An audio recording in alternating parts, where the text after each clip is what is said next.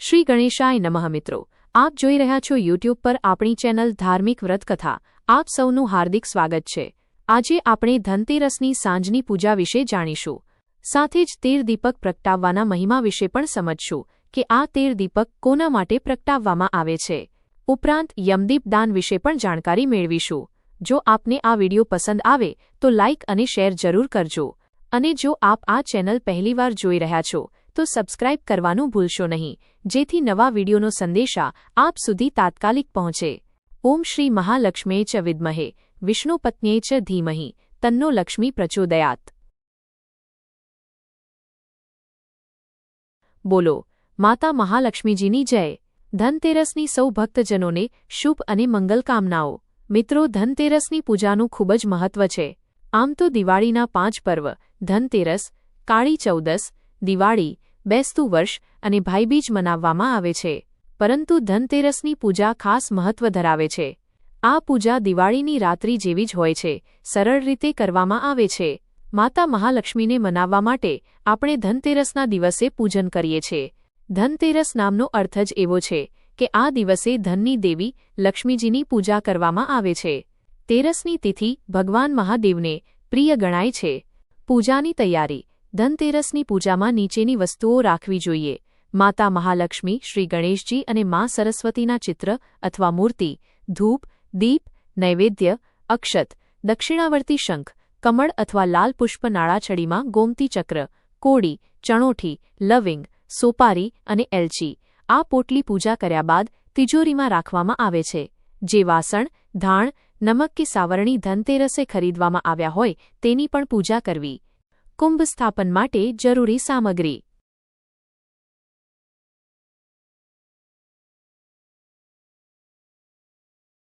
એક ઘડો, માટી, તાંબો, સોનું, ચાંદી કે અન્ય કોઈ ધાતુનો.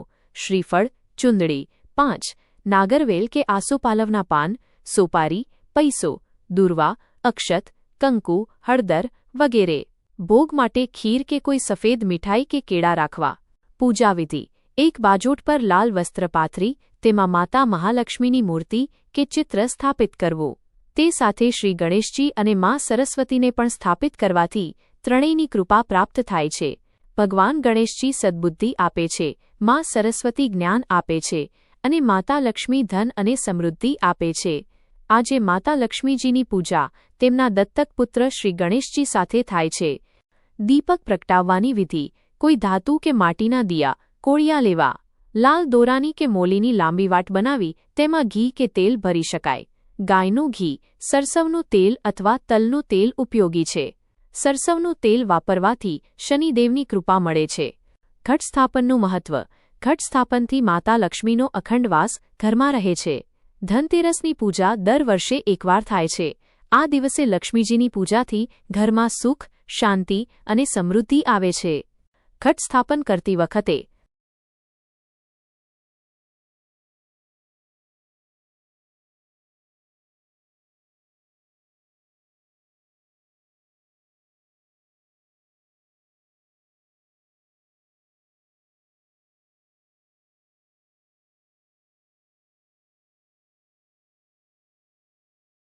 ચોખા અથવા અનાજની ઢગલી પર કુંભ મૂકો, તેમાં જળ અર્પણ કરો, મૂલી બાંધો, સોપારી, પૈસા, દુર્વા, અક્ષત, કંકુ, હળદર વગેરે મૂકો.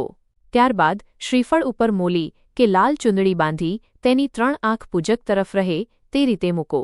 5 પાન, આંબા, આસોપાલવ કે નાગરવેલ રાખો. શ્રીફળ માતા લક્ષ્મીનું પ્રતીક છે.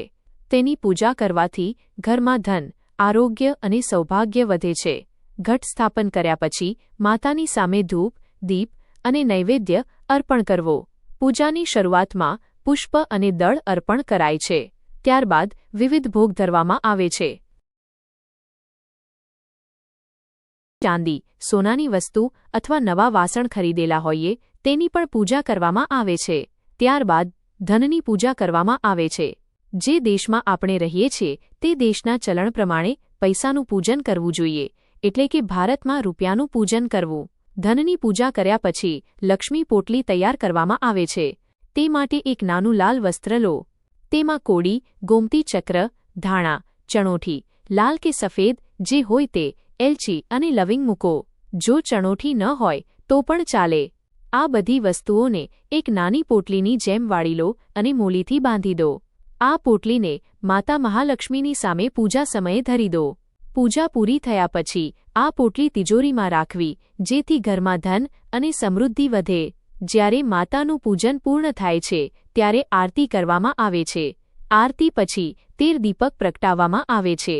આ દીપકો ઘરના અલગ અલગ ભાગોમાં અથવા દિશાઓમાં રાખવામાં આવે છે. દીપક પણ માતાની પૂજાની આરતી સમયે પ્રગટાવવાના રહે છે. હવે જાણીએ કે આ 13 દીપકનું મહત્વ શું છે અને તે ક્યાં અને કોના માટે પ્રગટાવવામાં આવે છે. પહેલો દીપક ઘરના મુખ્ય દ્વાર પાસે રાખવો. બીજો દીપક ઘર નજીકના ચોક કે ચોરાહા પર પ્રગટાવવો. ત્રીજો દીપક તુલસીના કુંડ પાસે પ્રગટાવવો. ચોથો દીપક આંગણામાં અથવા ફળિયામાં રાખવો. જો આ જગ્યા ન હોય તો ભગવાન શ્રી ગણેશજીના નામે દીપક પ્રગટાવી શકાય. પાંચમો દીપક ઘરની છત અથવા અગાસી પર રાખવો. છઠ્ઠો દીપક ઘરના મંદિર પાસે એટલે કે જ્યાં આપ રોજ પૂજા કરો છો ત્યાં રાખવો. સાતમો દીપક રસોડામાં જ્યાં અન્નપૂર્ણાનો વાસ હોય છે ત્યાં પ્રગટાવવો. આઠમો દીપક પીપળાના વૃક્ષ નીચે રાખવો. નવમો દીપક ઘરની તિજોરી પાસે પ્રગટાવવો. 10મો દીપક નદી કે તળાવ પાસે રાખવો. 11મો દીપક કૂવા પાસે રાખવો. 12મો દીપક ઘરના ચારે ખૂણામાં એક એક રાખવો. અને 13મો દીપક સ્ટોર રૂમ અથવા બાથરૂમ પાસે પ્રગટાવવો. જો આજુબાજુમાં નદી કે તળાવ ન હોય તો પાણિયારે દીપક પ્રગટાવી શકાય, અને જો 4 રસ્તા કે ચોક ન હોય તો દીપક કચરાપેટી પાસે કરવો. કચરાપેટી પાસે દીપક કરવાથી ઘરમાં સકારાત્મક ઉર્જા રહે છે અને માતા મહાલક્ષ્મીનો વાસ મનાય છે. આ 13 દીપક કરવાનું ખૂબ શુભ માનવામાં આવે છે. માતા મહાલક્ષ્મીની કૃપા પ્રાપ્ત થાય છે. આ ઉપરાંત ચોમુખી દીપક પણ પ્રગટાવવામાં આવે છે, જેને યમદીપ દાન કહેવામાં આવે છે.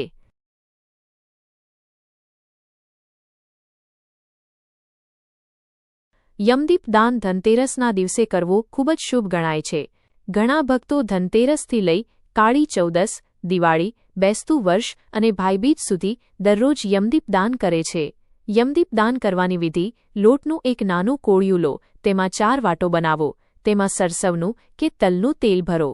પછી ચોખાની નાની ઢગલી બનાવી દક્ષિણ દિશા તરફ મુખ કરીને એ દીપક પ્રગટાવો. ભગવાન શ્રી યમરાજનું સ્મરણ કરો અને પ્રાર્થના કરો કે ઘરમાં ક્યારેય યમયાતના ન આવે અને અંત સમયે ભગવાન શ્રી નારાયણના દૂત લેવા આવે. એ માટે યમદીપદાનનું વિશેષ મહાત્મ્ય છે. હવે ધનતેરસના શુભ મુહૂર્ત વિશે જાણીએ. પ્રદોષકાળમાં સાંજે લગભગ 6:30 વાગ્યાથી 8 વાગ્યા સુધીનો સમય શુભ ગણાય છે. આ સમયને જ ગોધૂલી વેલા કહેવામાં આવે છે. આ સમયમાં માતા મહાલક્ષ્મીજી અને ધન્વંતરી દેવની પૂજા કરવી શ્રેષ્ઠ રહે છે.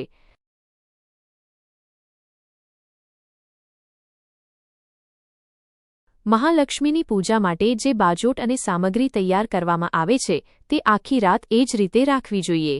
બીજા દિવસે સવારે સ્નાનાદિ પછી શુદ્ધ વસ્ત્ર પહેરી માતા મહાલક્ષ્મીનો ઉત્થાપન કરવો. પૂજાની સામગ્રીમાં શ્રીફળ મંદિર અથવા માતાજીના મંદિરમાં ચઢાવવું, ચોખા કે અનાજ પક્ષીઓને ચણમાં નાખવા, ધનની પોટલી તિજોરીમાં રાખવી અને બાકીની પૂજાની વસ્તુઓ ઘરમાં પૂજા સ્થાનમાં રાખવી. માતા મહાલક્ષ્મીને અર્પણ કરેલો પ્રસાદ નાના બાળકોને આપવો. જે વાસણ, સોનું, ચાંદી કે રૂપિયા પૂજન માટે વપરાયા છે તે ઘર ઉપયોગમાં લઈ શકાય. આ રીતે ધનતેરસની પૂજા સંપન્ન થાય છે. મિત્રો, આશા છે કે આપને આ વિડિયો જરૂર પસંદ આવ્યો હશે. આજે માતા મહાલક્ષ્મીજીનો નીચેનો મંત્ર જપવો ખૂબ શુભ માનવામાં આવે છે. ઓમ શ્રી મહાલક્ષ્મી વિદ્મહે વિષ્ણુપત્ન્યે ધીમહિ તન્નો લક્ષ્મી પ્રચોદયાત. બોલો માતા મહાલક્ષ્મીજીની જય. માં વિષ્ણુપ્રિયાની જય. મને સાંભળવા માટે આપ સૌનો હૃદયપૂર્વક આભાર. જય શ્રી કૃષ્ણ. રાધે રાધે.